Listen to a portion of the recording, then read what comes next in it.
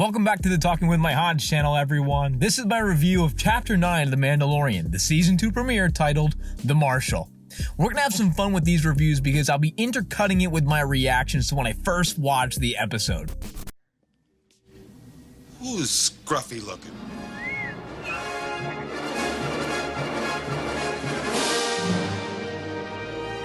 If you aren't a subscriber yet and you like reactions and the Mandalorian content, you've come to the right place because I think we're going to be doing a lot more of these. If you haven't seen the episode yet, which is, pretty unlikely, or you haven't watched any other reactions or reviews, which is also unlikely, here's a quick synopsis. Din Djarin has been tasked to track down more Mandalorians to bring the child back to his home.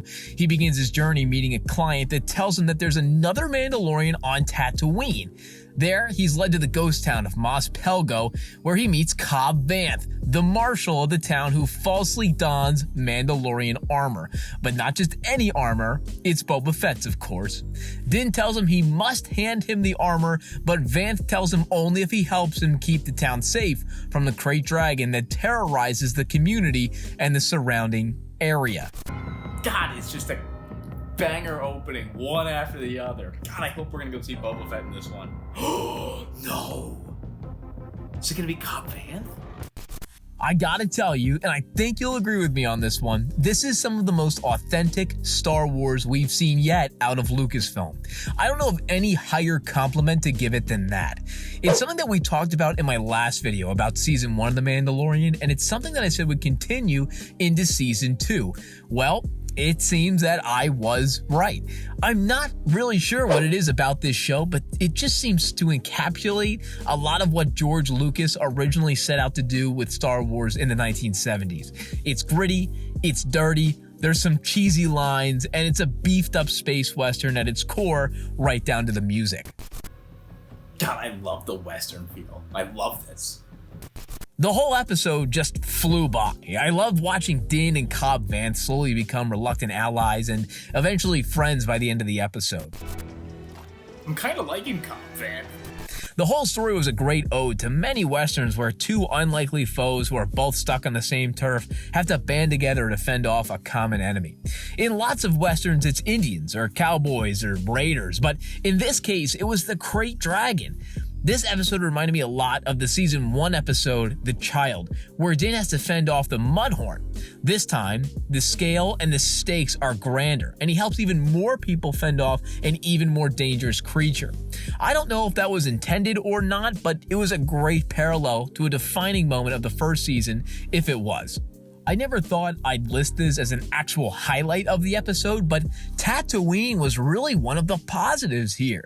We're about to do a whole thing here. Krayt Dragon, Tusken Raiders, we're having a whole Tatooine episode. This is great. I actually couldn't have asked for anything better. This is exactly what I wanted. You'd think after going back time and time again that it would get old and stale and start to feel like your hometown that you can't get out of, but this episode felt like it was when you found that new cool spot in your hometown that makes it feel like you've never lived there before. Mos Pelgo, Cobb Vanth, spending time with the Sand People, and of course learning more about the Krayt Dragon all made Tatooine feel new again. It wasn't just the same old like the first season's visit to the desert. It was the perfect blend of both new and familiar and old, and again, that's one of the things this show does super well. I think that it also adds the overall authenticity of the series because The Mandalorian keeps things in an aesthetically familiar style, but also pushes the boundaries just enough, and you're never taken out of the immersion of the series. Cobb Vanth was another part of this episode that made it absolutely amazing for me. Timothy Olyphant was spectacular in the role as the Marshal of Mos Pelgo. God, we love that. I was skeptical about this rumor when it surfaced some months ago because he was such a side character, even in the extended universe, but after seeing Oliphant's performance, I'm totally sold on the character and can't wait for more. At first, I really hated that he wore Boba Fett's armor and was sort of stuck up and proud of owning it, but I love that over time he actually becomes a worthy wearer of the armor even though he has to give it up in the end. I'm 95% certain that we'll see him again before the end of the season, and perhaps he'll even get to wear that armor again.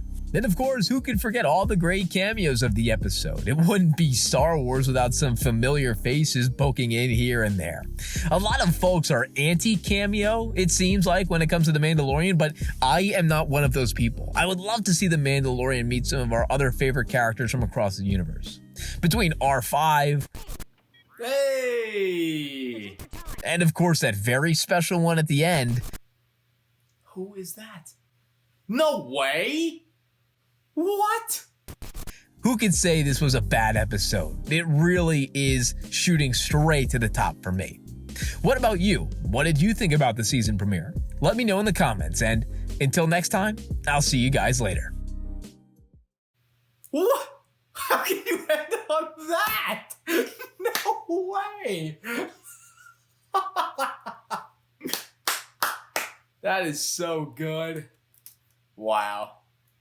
That's great.